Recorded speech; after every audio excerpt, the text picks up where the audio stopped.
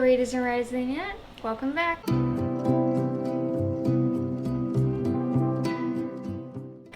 So these are going to be the top 5 releases in October, There weren't too many that came out this month that I was really interested in. The majority of them focused around witches, which you guys know me, witches are not my favorite of the magic system, so none of those interested me. But we got 5, so let's go through those. Little Thieves by Margaret Owen. You guys know me, I have read a Margaret Owen book before. It was this Merciful Crow, whatever. Wasn't a fan of it. But I'm giving her another shot with this one. Not only because the cover is absolutely beautiful, but because this premise also really intrigues me and interests me. And I have seen authors that maybe didn't start out really well, but then in their later works they do get better. So I will be giving her another chance. But this one is about Vaha. I'm going to assume that you don't pronounce the J here. She is the goddaughter of Death and Fortune. So there is god play here, which you guys know me, I'm really always excited about. And then one day she decides to steal the princess's life away because the princess kind of abandoned her. So she leaves the princess Gazelle as a penniless nobody while she takes her place. But then one day a god finds out this and punishes her for her greed. So he turns her slowly into jewels, just piece by piece, and she has 2 weeks to break the spell. So this one really intrigues me. It seems like the gods are going to play an active role in this. And it seems like the main character is very morally gray, which you guys know me, I absolutely love.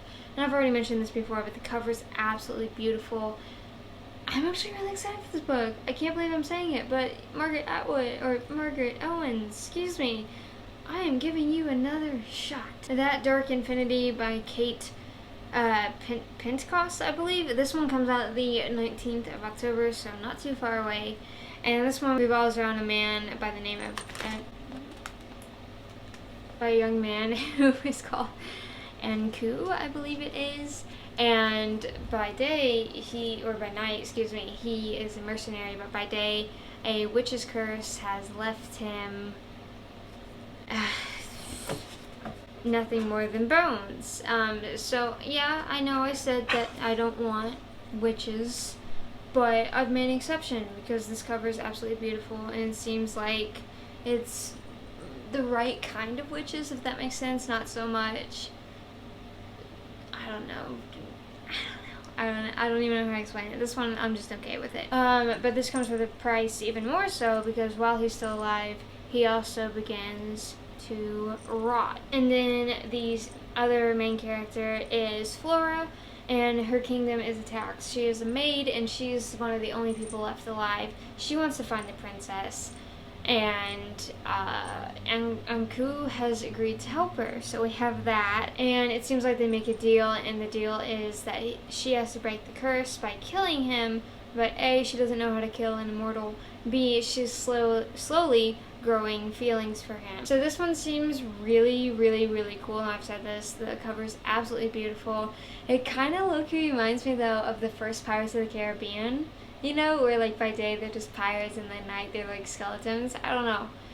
If it's anything like that, I'll be extremely happy. Honestly, this one sounds good. I don't know. I was gonna say like I'm not sure about the love romance, but like I can't pinpoint why. I'm just like, you know. But yeah, I can see this being like a really good tragedy. The Silent Woods by Kimmy Grant. This one comes out the 26th of October, so later into the month.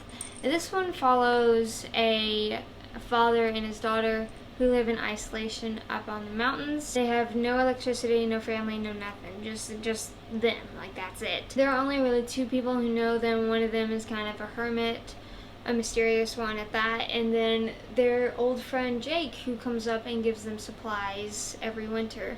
However, one winter he doesn't show up, and then this sets off a very bad string of events. We'll just leave it at that. So basically they have to kind of figure out what's happening, but as they do, you know, their past are brought up and all that. This one I can see working really well or not.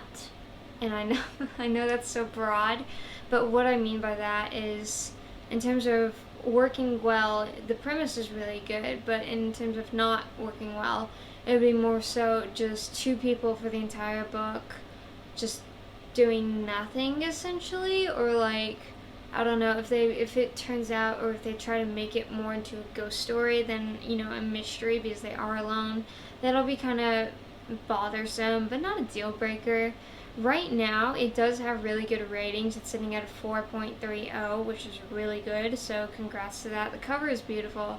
I'm gonna say that about all these. Like, geez, I don't know who did the covers for October, but every single one of you did amazing. But yeah, this one is not on my, like, top list, but it's definitely in there. Obviously, it did make the list, but I think I'm excited for this Dark Infinity and Little Thieves a bit more. The Corpse Flower by Anne Hancock. This one comes out the 12th of October, so pretty soon. And this one follows a journalist by the name of Heloise, I believe.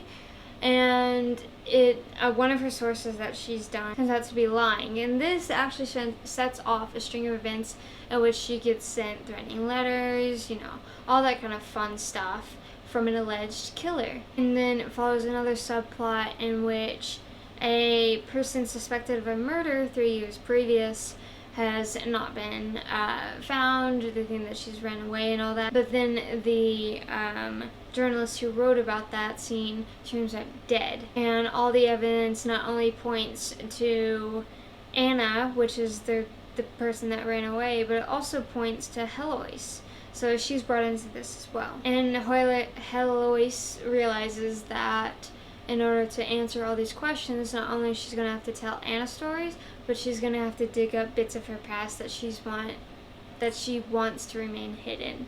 So, sorry if I'm like not as emotive or animated as usual. The dog is finally asleep and the cat is finally asleep, and I don't want to wake them. So yeah, I'm sorry for like the low energy, but like you guys don't understand. You don't understand. But yeah, this one I'm really excited for. This one does take place around adults, so I will have higher expectations in terms of how they act and stuff like that. We've already been over this before. This one kind of sounds, if I'm being honest, kind of like a bunch of other books, but I'm still interested in it. I'm still willing to give it a chance. I don't know, it just feels like other books, and they've compared it to like Sharp Objects, which is immediately what I thought when I read the synopsis. I'm like, oh, a journalist revisiting all this stuff. I mean, that's Sharp Objects. But you know, it's fine. I didn't like Sharp Objects at all. I'll link that video up there for you guys. But hopefully I really like this one, but we'll have to find out like next year. Luminous by Mara Rutherford. This one comes out October 5th, so it's coming. It's coming. It's gonna be out really soon. This one follows a girl named Laura, and she has a secret power that she can't tell anyone about because the king's mage, I think it's a mage, will drain her powers so he can have more.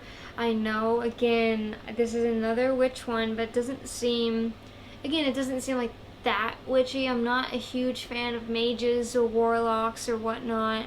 But this one, it kind of seems like dumbed down just a bit, hopefully, fingers crossed.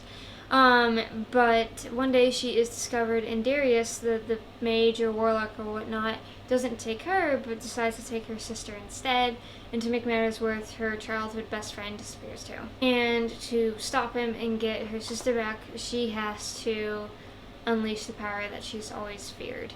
So, I'm not gonna lie, right off the bat, this one really reminds me of Wicked Saints by Emily A. Duncan.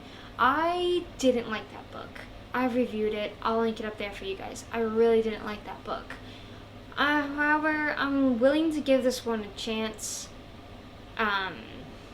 because A, the cover is really pretty, and B, I want to believe that this trope of, you know, just that trope, what this book is based off of and what this one is based off of, can be done well.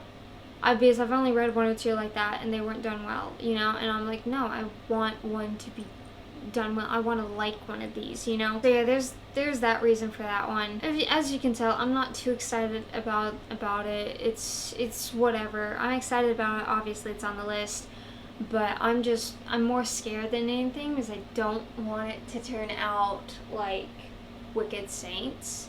So fingers crossed. Thank you as always for watching. Don't forget to like, share, comment, and subscribe. And it means the world to me if you follow me on all my other social medias, Instagram, Facebook, and my reading platforms. It'll mean the world to me. And thank you as always for watching. Bye.